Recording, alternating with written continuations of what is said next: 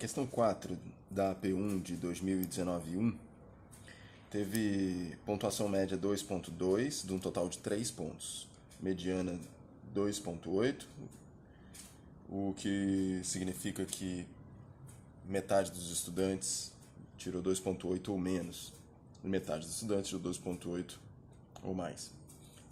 Isso, 2,8 é 93% da pontuação. Então essa foi a questão que teve maior índice de acertos total.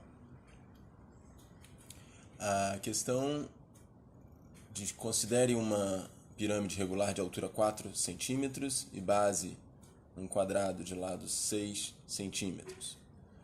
Item A, desenhe esta pirâmide. Item B, calcule o ângulo entre a base e uma de suas faces laterais. Bem, gostaria de saber se você sabe o que é uma pirâmide regular, e se você consegue representar isso. Se você identifica o ângulo entre dois planos, você consegue representar ele na figura, por isso que eu chamo de identifica. Se você sabe como calcular o ângulo entre duas retas numa situação particular. Eu digo retas porque para calcular o ângulo entre dois planos, você precisa calcular o ângulo entre duas retas especiais, como está no gabarito. No item A, um erro que aconteceu foi representar a altura com o pé longe do centro da base. Claro que a situação exata só está na nossa cabeça, a gente não consegue representar realmente, mas a pirâmide, se o pé da altura relativa ao vértice, né, não está no centro da base, então essa pirâmide não pode ser regular, essa pirâmide não é regular. Teve muita gente que errou feio nas proporções. A altura era 4 e a base tem lado 6. Então era uma pirâmide mais baixinha e gordinha, digamos. Mas tudo bem, eu acho que eu não tirei ponto de ninguém por causa disso. Mas é importante você ser um pouco fiel com o seu público, né, quando você vai representar isso. Seja no quadro, seja numa avaliação para os seus estudantes.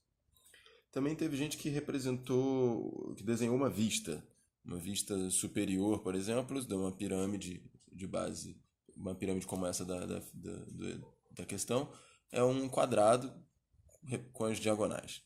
Não era isso que a gente queria, certo? Gostaria de entender se você consegue desenhar uma figura 3D, não uma vista. Imagina, se você desenha de baixo, você ia ter simplesmente um quadrado.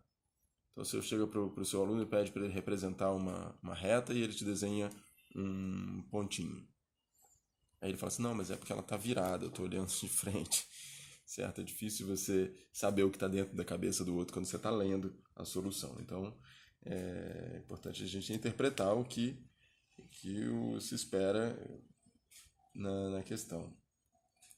No item B, eu acho que o erro mais comum foi representar, ao invés de representar o ângulo como o ângulo VMO aí da figura, foi representar nessa mesma figura aí o ângulo VBO. Ou seja, calculou o ângulo entre a base e uma aresta lateral da pirâmide. Não é isso, esse não é o mesmo ângulo entre as duas faces, certo? Então isso aí está errado.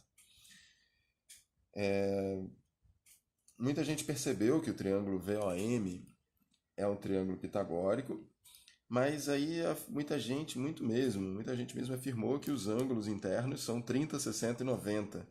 Claro, um ângulo é 90, porque ele é retângulo, mas é falso, não é 30 e 60 os outros dois. Observa que o seno de 30 é meio, mas no triângulo pitagórico, que tem lados 3, 4 e 5,